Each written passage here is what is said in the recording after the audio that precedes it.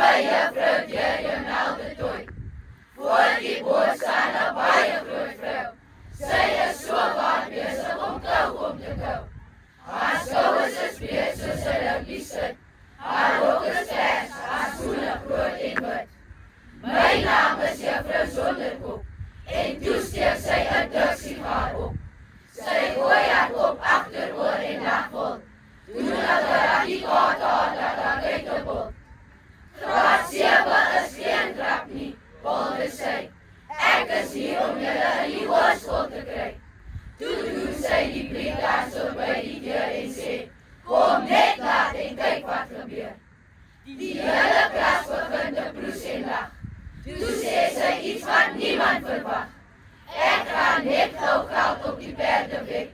As die skoolhof kom, moet jy my was